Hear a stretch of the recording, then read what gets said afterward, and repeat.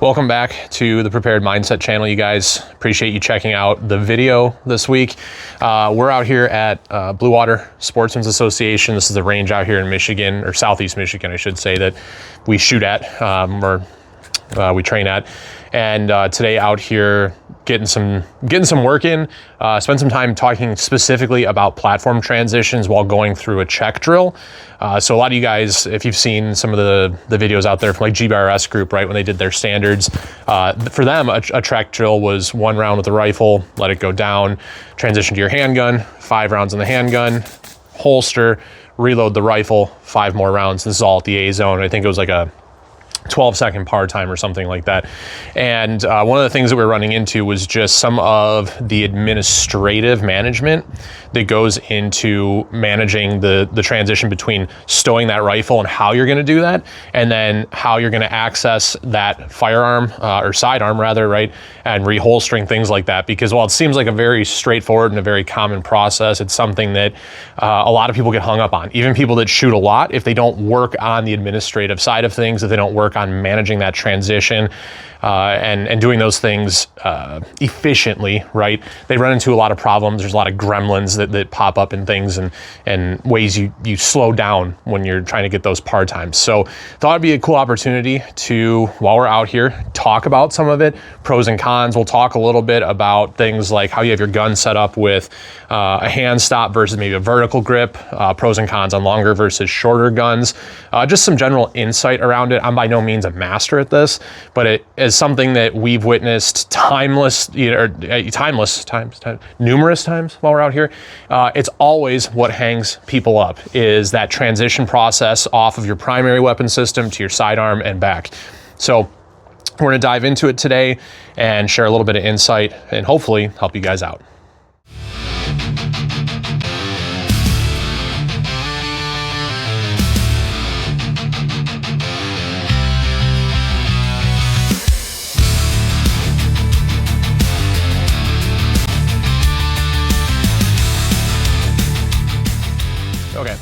So let's dive into some of this. First and foremost, you guys can see here, the gun is clean and clear here.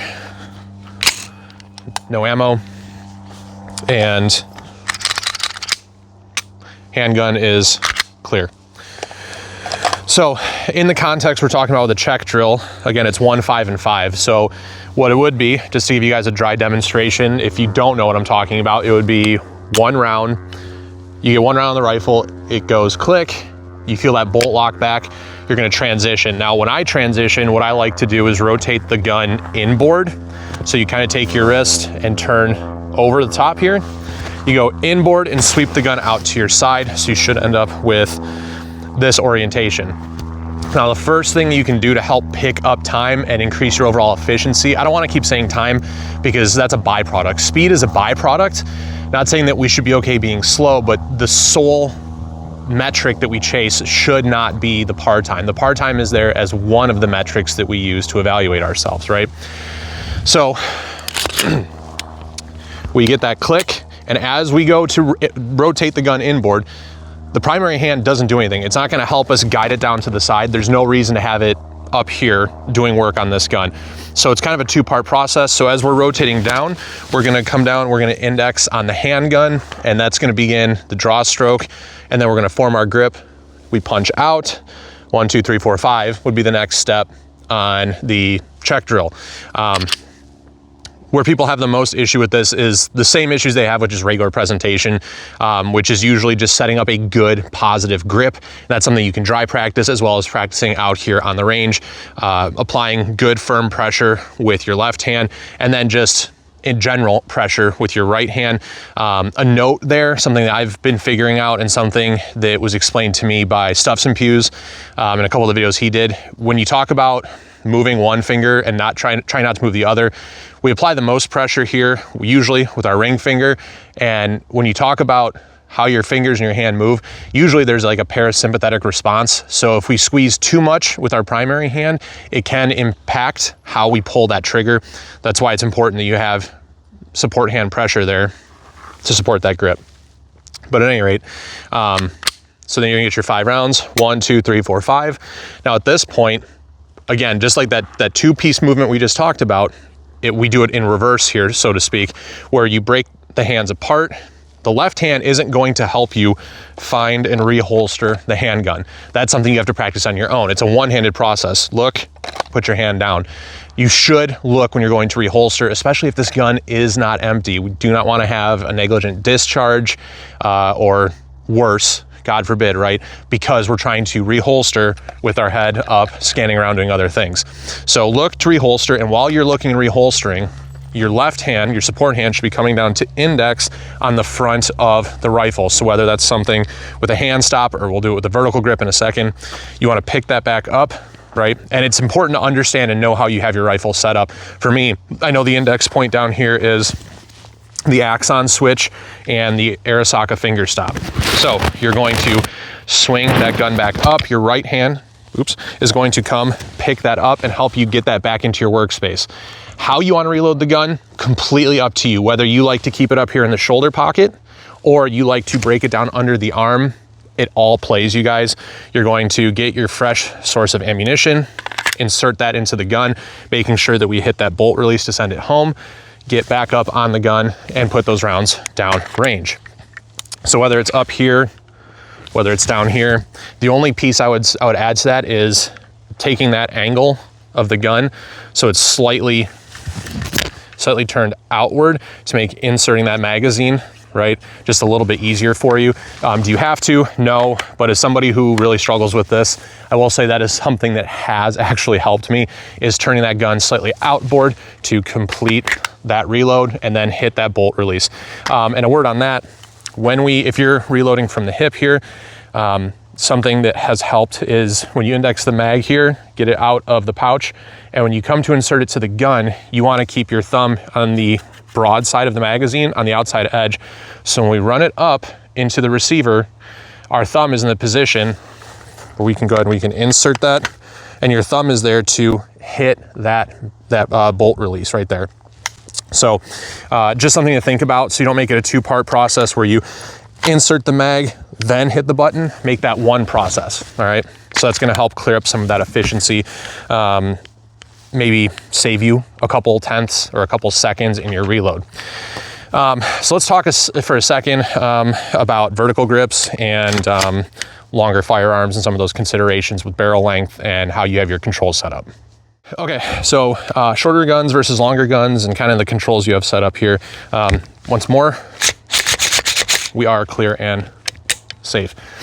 So this is a Mark 18 Mod 0 build, not a real Mark 18. Before you guys jump in the comments, all angry. Yes, it's not a real Mark 18, but it's set up in the spirit of a Mod 0. So you have this big broomstick foregrip here, which is great.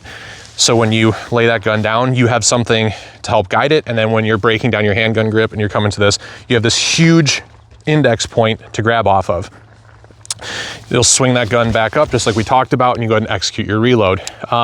Something to be aware of is, obviously you're pretty condensed with this whole front end setup because you're the front sight post. You lose a lot of real estate where a lot of us want to clamp out as far as we can. You're limited with something like this. So longer versus a shorter gun, right? You just have to understand and know, this is why it's important to train. Here, we have to grab a little bit higher. You kind of have to pronate that wrist a little bit more to get to that index point to sweep and swing that gun back up.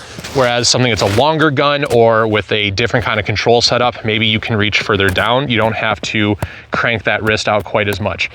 Again, it's all good stuff. As long as you're training with the platform, there's absolutely no reason why you can't be efficient with it. You just need to know how your gun is set up, how that feels when it goes to bolt lock, how it feels to index on your controls, how you have your rifle and your weapon system set up. I think I just hit that mic. So on some closing notes to this, just some general housekeeping and administrative things that are going to make this easier. Make sure that you minimize snags and opportunities for snags on your kit. So if you're running pressure pads and you have cables and things, I know everyone hates camo form because it's been done to death and overdone and ruined by some of you guys who used a whole roll on a single rifle completely unnecessarily. But you want to eliminate snags, so don't have that rat's nest of wires and cables and things out there in the open where it can hook and snag on if you have like a carabiner clip or something for your gloves, or extra things hanging off the side here, trying to eliminate any snags that can be generated by that. Additionally, make sure you have your sling set up for an appropriate size for you, so that the gun's not going to be hanging, you know, super low, so you have to do more work to lift that weapon up to get it to your reload point. I've seen some pretty gnarly sling setups out there from guys running literally like duffel bag straps and 550 cord. And I feel for you guys, like, you know, stuff's expensive, times are tough, I get it. But there are affordable options out there. This is the Spartan V2 sling from my friends over at Huberworks. Love this sling as a choice, and I think it's like sub $60. It might even be sub $50. You have to go check the website, but maybe consider picking one of those up and supporting a good small business. Sling sizing is critical, and knowing how it plays into all of this is also really, really important. The less work you have to do, the better you're going to be, the more efficient you're going to be. The other thing I will mention is just a note on your holster and your handgun here. And again, we're clear. Some gun or weapon lights, I should say, for your pistols and things are wider than others. So this is the X300, and the other popular one you see is the TLR1 from Streamlight. I do find that it is easier to reholster with this particular light because it has a more narrow profile. Now, do these holsters, like this is the 6354 from Safariland, not paid, not sponsored, but would love it if they did. Do I find that it's easier to reholster with the X300 than the TLR1? Yeah, I do, because it's narrower. Does it still work if you're running the Streamlight? Yes, it absolutely does. There's no reason to go out and drop 300 or plus, you know, whatever dollars on a more narrow weapon light. But if you are in the market and looking for one, that is a consideration. I switched, and it's something that has been less of an impedance to me, is just the overall profile of the weapon light. So one other thing to think about when you're if you're having those issues getting the gun in the holster consistently, and you find yourself fighting it, some of them too as well, they do have this kind of velvety material inside there.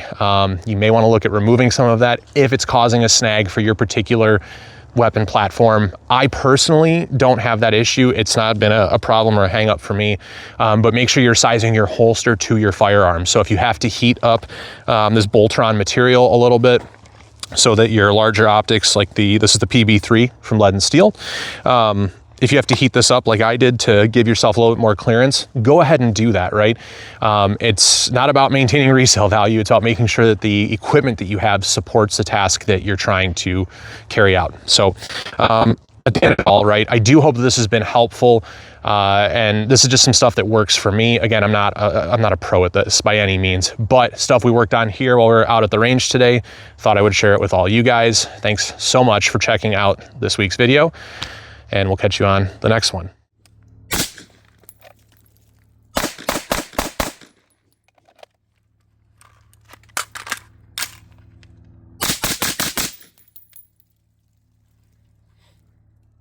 That's pretty good. I was okay with that. This is gonna be interesting. This is so much lower than what I'm used to. It's so much shorter.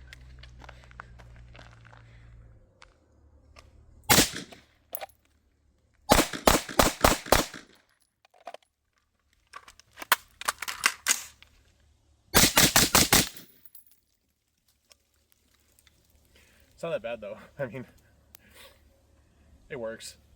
She old, but she works.